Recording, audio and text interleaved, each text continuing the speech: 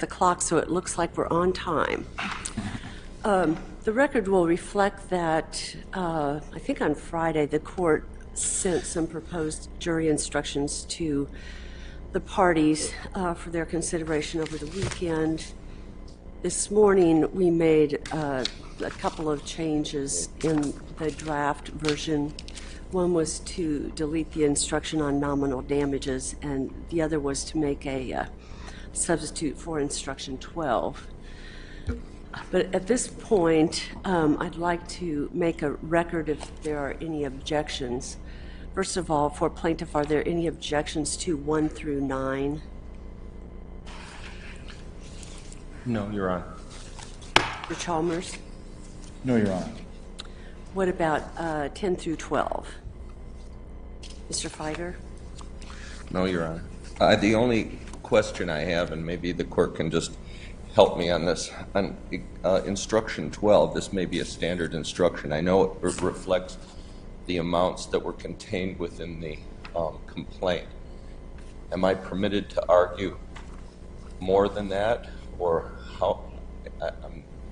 On instruction 10? Correct. No, you're not. Okay. It was the pretrial order, actually.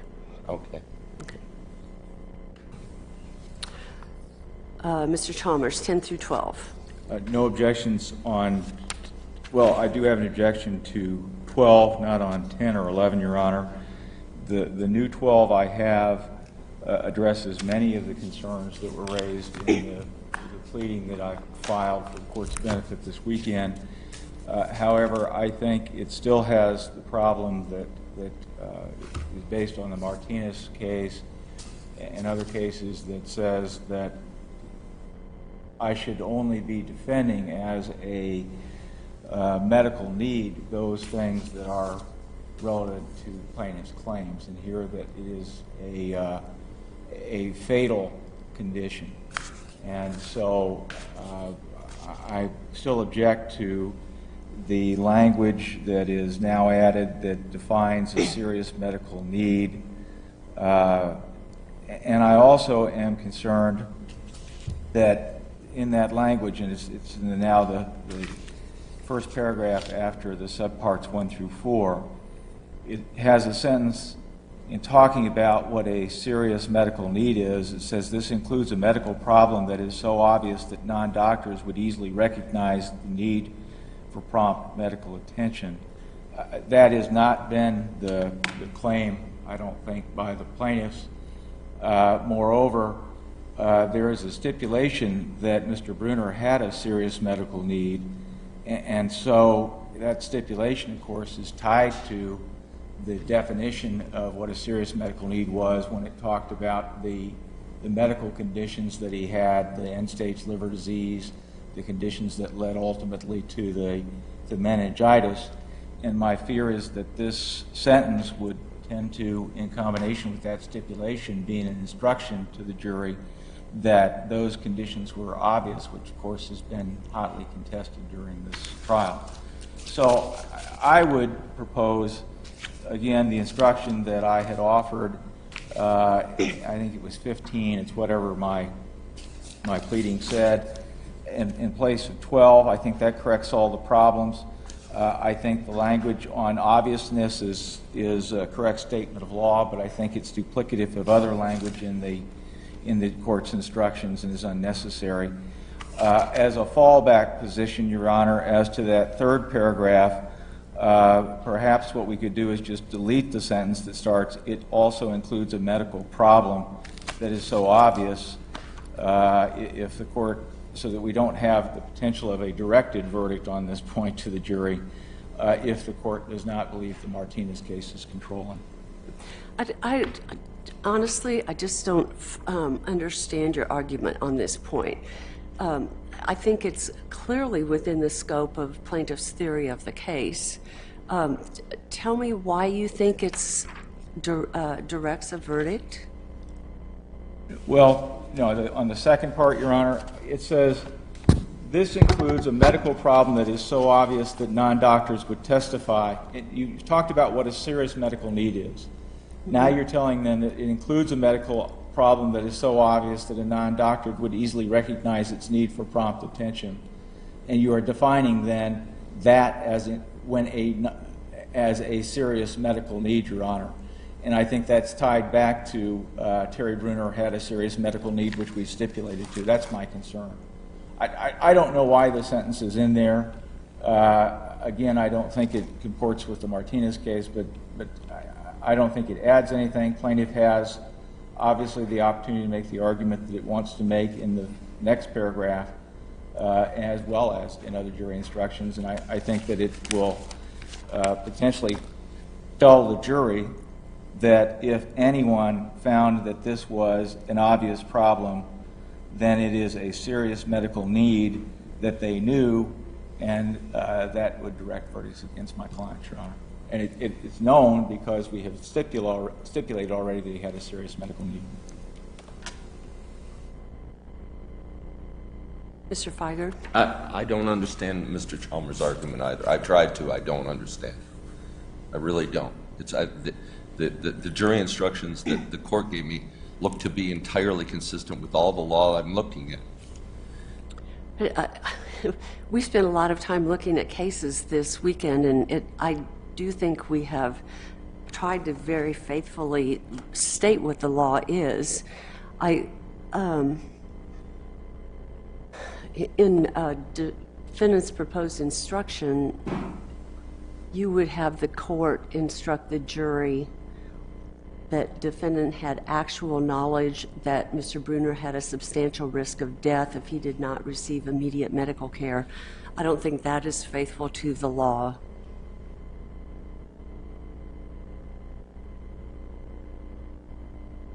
And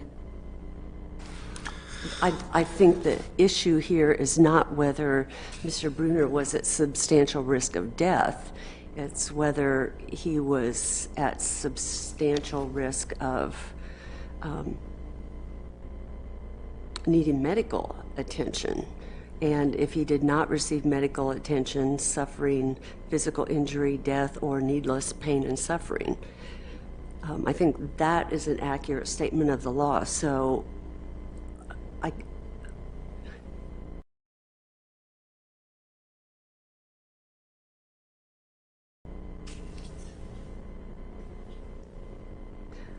unless you can be more explicit in telling me what you think the problem is, I think that I need to overrule your objection.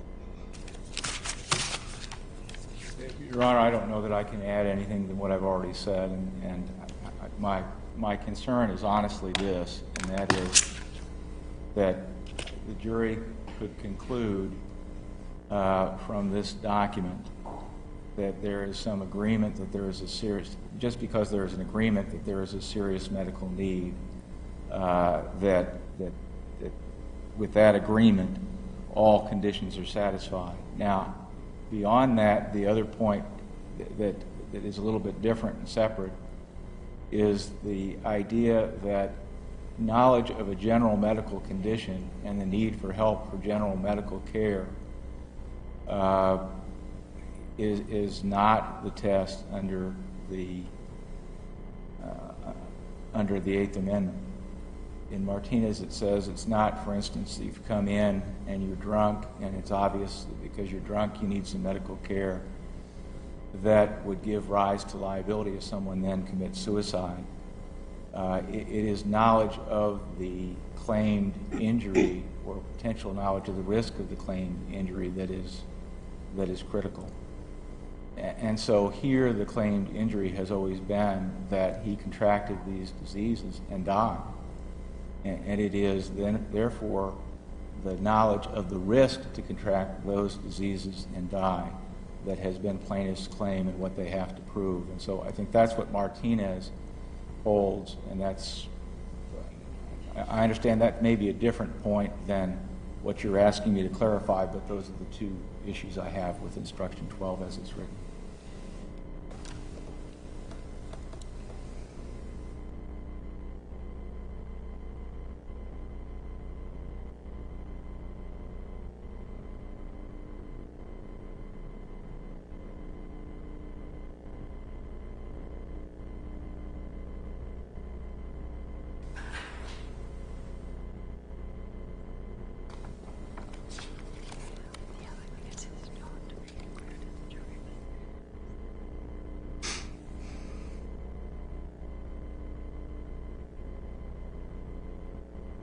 Don't you think you can make it clear in your argument that you haven't stipulated? I mean, the stipulation doesn't even talk about the second, third, or fourth elements, so I don't know why the jury would be confused about that.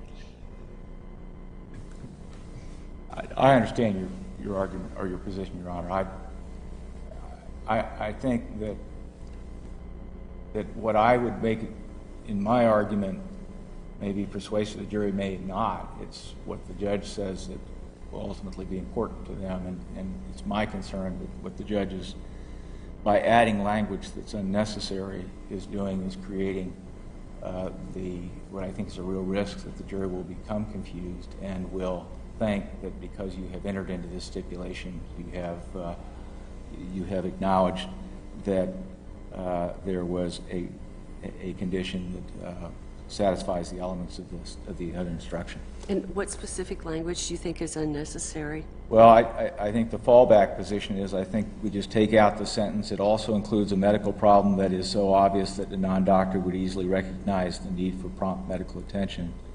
If we remove that, then my concern about misdirecting the jury is gone. I still have the other concern. Respectfully, that's apples and oranges. He just wants to take out the law. And he wants to try to insinuate that these people have to be doctors who know about meningitis and whatever. That's not the law. The court specifically set forth the law. He's saying one thing, and then he wants you to take something else out that explains what the jury has to consider. And so I don't understand what Mr. Chalmers is saying. The court has instructed the jury correctly.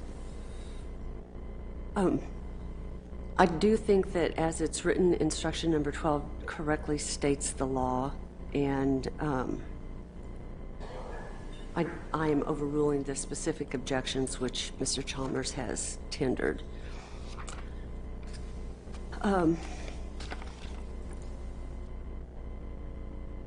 Mr. Feiger, any objections to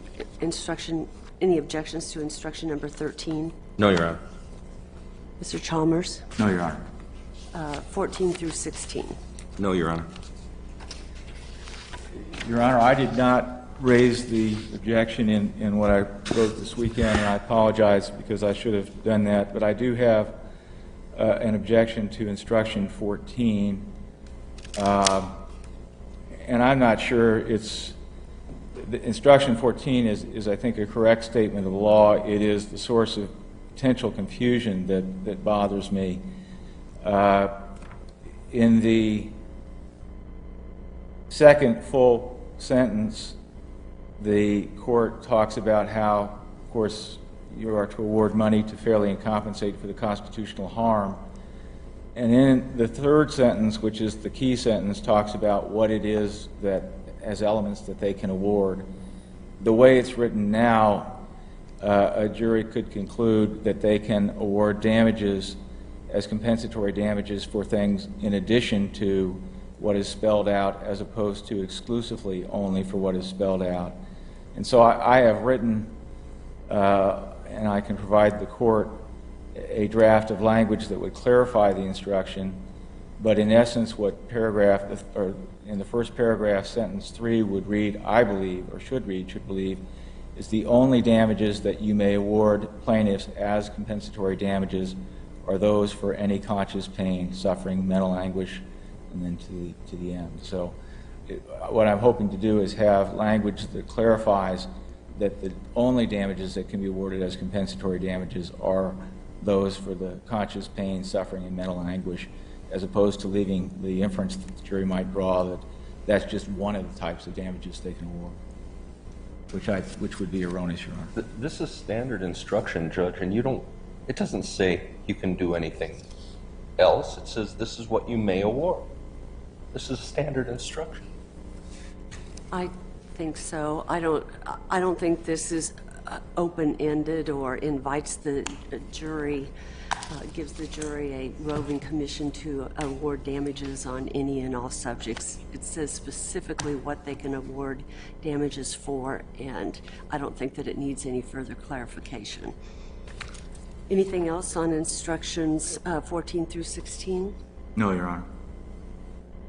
What about 17, proximate cause? No, Your Honor. No objection. Objections, Your Honor. And 18 through 21? No objection, Your Honor. No objections, Your Honor. Is there any objection to the form of verdict? Not from plaintiff. Your Honor, the objections that I have are what are spelled out in the document that was filed this weekend. My concern is that the way it's set up, you could have an award of a separate award of damages for the same damages for the two defendants. That's not allowable under federal law, and so I had proposed a different structuring of the verdict form that would have removed that possibility, Your Honor. And my concern is if they were to come back with, well, I don't know how the court would reconcile it if they came and filled both those numbers in, particularly if they put in different numbers. I think we can resolve that problem by just having one compensatory damage blank. And then how would you decide who's liable for what? Well, as a practical matter for the compensatory damages, that's not really an issue. And so... Why isn't it? Well, because that, under the Tort Claims Act, is the responsibilities of the counties to pay. So the verdict form would come back and would show whether or not for each of the separate defendants there had been a finding of cruel and unusual punishment. It would then come in and say, here's what the damages are, regardless of which defendant. And those damages in this case, I presume, would be identical. I don't know how they'd be different. See, I think there's a strong chance that they would be different, just because both defendants had very different types of contact over different periods of time. And that may be. My concern is, though, that the jury from the instructions will not understand that you are not to duplicate damages. And so you could have an award to, if they were fined against both defendants, an award of damages that would include the same sort of damages for each defendant, even if they were slightly different. I don't know how we would, in that circumstance, be able to tell the jury, no, you can't award, well, in essence, the damages you can recover is limited to just what their damage is, not to the multiples of it, because maybe each of them had some responsibility for it. Well, maybe we should put on the verdict form, first of all, ask if there was a violation of Mr. Bruner's constitutional rights, then say if you answered yes, state the amount of any actual damages which you find by a preponderance of the evidence that plaintiff is entitled to recover from this defendant. Your Honor, may I think I understand what Mr. Chalmers is saying, and he may be right. I believe he may be right. For this reason, it's a joint and several verdict, and his clients would be jointly and severally responsible for all actual damages. But why is that? Because the law of if they're found liable, the court is going to has it properly asked them, did each individual defendant violate the constitutional rights? And if the jury says yes, I believe the law is joint and several liability as to both of them. It's not several. In other words, and there's no division between the two. There's no percentage division. But I believe it is a joint and several verdict. And in that case, therefore, there'd be, as Mr. Chalmers is pointing out, one award for actual damages. There is, of course, separate awards for punitive damages. But I understand what the court is saying, too.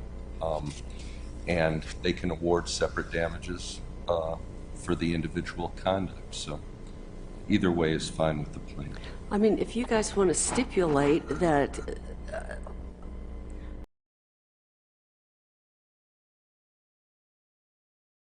there's only one unit of damages and that Sedgwick County is going to pay, so there's no point in doing an apportionment, that would be one thing. But it's not my understanding of Also stipulate. Section 1983 that they would automatically be jointly and severally liable. I think the jurisprudence under Section 1983 is each man for himself in terms of liability. No vicarious liability. There's no theory of agency liability that's been pled here. You're probably right, Your Honor. You're smarter in this than I am, so I have no objection. Your Honor, But I would stipulate if that's what counsel. I think that we can agree to give the verdict form that I proposed is what I hear Mr. Feiger saying. I think the law is that it is every man for himself and that there can be an apportionment. I think theoretically in this case that could happen. But as a practical matter, my greater concern is that the jury will double count in the way the verdict form is read. And so I'm willing to enter into that stipulation to avoid that Here's issue. another problem with that. Let's say both defendants are found liable and you appeal, and then it's reversed as to one defendant.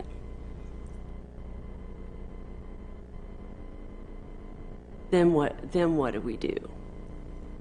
You stipulate that no matter what happens on appeal, if anybody's liable, they're liable for the damages caused by both? That would have to be the stipulation. I agree with Your Honor.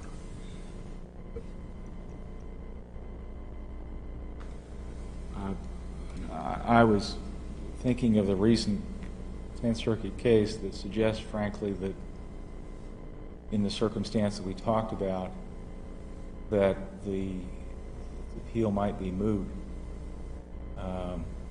because the plaintiff, if they prevailed on one, would have been made whole with their damages. I think that's probably wrong, because if there's a recovery against these defendants, the pain and suffering that the estate could recover would be limited to what started on the morning of March 10th. And the claims in this case predate that. Well, I was thinking really as to these two defendants, but I hear your point, Your Honor, on the whole issue and how that would be resolved could end up being as to the global defendants. But if you're asking me, would I be willing to agree, even for the purposes of appeal, that the award of damages to one is the amount of damages, assuming liability, to the other, of actual damages? Yes, I can do that. If you're asking me to go beyond that and talk about how that may impact folks that are not involved in this trial, that's something I don't think I can do. I thought you told me that Sedgwick County had not finalized its agreement to indemnify these. No, you're right. That's as to punitive damages. I'm talking about as to actual damages. The Tort Claims Act, it just sets out that it pays under the Tort Claims Act for the compensatory damages, Your Honor. I really have to question whether you can ethically bargain away one of you represent these people as individuals, and I don't see how you can ethically stand here in court, because I think the evidence is much stronger against one defendant than the other. And I don't see how you can ethically stand here and stipulate that they'll both be equally liable no matter what the jury does.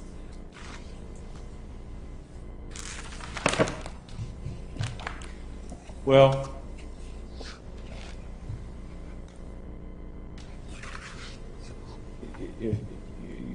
as counsel points out, you are someone who are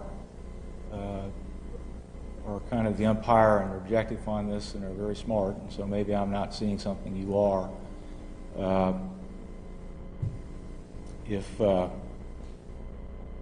I guess then I just have to stand on the objection. I can't enter a stipulation, but I'll have to stand on the objection that the way the verdict form is set up, it allows the jury to award duplicative damages, Your Honor, and we won't be able to know how much those are.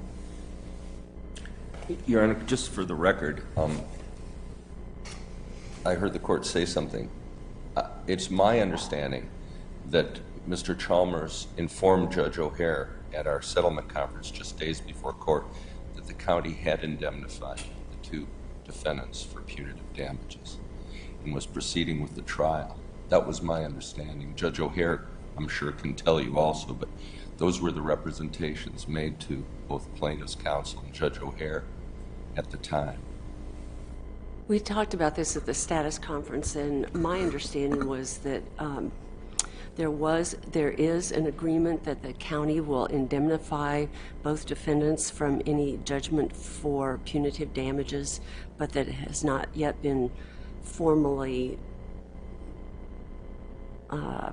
executed with the requisite formalities that a county government has to go through. Is that your understanding, Mr. Chalmers? It is, Your Honor. I don't. Your Honor, may Mr. Chalmers and I have a moment to discuss the jury form if we stipulate to it? My understanding is the court would go along with any stipulation that he and I make. We have a moment. Yes, you can have time. I'm not necessarily going along with anything that you stipulate, but I'd be interested in if you have any thoughts on how to get around this. So go ahead. Your Honor, I think Mr. Chalmers and I do have a stipulation. We're going to have and propose a verdict form that will just have one amount for actual damages. Will be identical to the court's verdict form. Mr. Chalmers has it written down. And there'll be one line for actual damages and separate lines for punitive damages. And Mr. Chalmers will stipulate, as the court pointed out, if there is a reversal as to one, the entire amount of actual damages, not punitive damages, applies against the other. Your Honor, what I'm trying to stay hitched to is the verdict form that I proposed in the document I filed this weekend.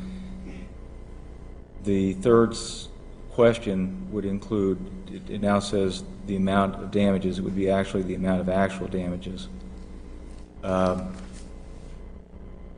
the agreement would be that if, for instance, if an appeal were taken and the court were to, judgment were to be taken against both defendants, an appeal was taken, and then there was an award, say, against, the award against Ms. Staton was affirmed, but not against Mr. Jameson, that we would agree still that all the damages that were entered for compensatory damages would be owed by Ms. Jameson. And I understand the court's concerned about whether we can do that ethically. If the court concludes that we can't, then I assume you won't agree to the stipulation. I think that it can be done in that the compensatory damage award is something that will be paid by the county regardless of the defendants, and it's a way to get me out of what I think is the bigger problem, which is having doubling up of damages, the damage award. Ask the jury to make one lump sum award of actual damages and then to apportion it between the parties. That would satisfy me. What? I'm sorry, I didn't hear. He said, I think he said that would satisfy him. No, that's right. Wouldn't. No, not myself, because I don't believe that applies. You what? I don't believe apportionment applies. Well, I mean, technically it doesn't. As a matter legal liability under Section 1983, it would just be a mathematical way of deciding who's responsible for what. I would prefer that. I wouldn't stipulate to that.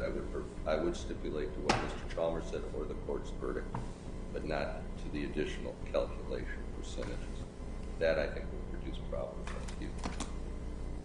What would you think about basically leaving it like it is, but changing it so that we ask them to find actual damages, which plaintiff is entitled to recover from that particular defendant, but then including one additional substantive instruction, which basically says in awarding damages for pain and suffering, the total amount of damages you award cannot be more than you find plaintiff has sustained in total.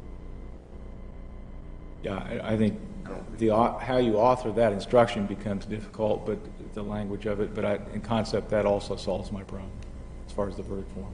I would prefer then just to go with the way the court has the verdict form. I think that will be problematic. So I would stipulate to what Mr. Chalmers presented, and we would stipulate to that, Judge, Your Honor. I think that satisfies everyone. You guys would have to cite me some authority that says that would be proper. But let me think about this, and we'll do a little bit of quick research before the jury comes in at 9. And if we find anything, we'll get back to you. Either way, we'll have a further instruction conference with regard to the form of the verdict. So if you'll have any further thoughts on that, let me know. Thank you. Court is in recess.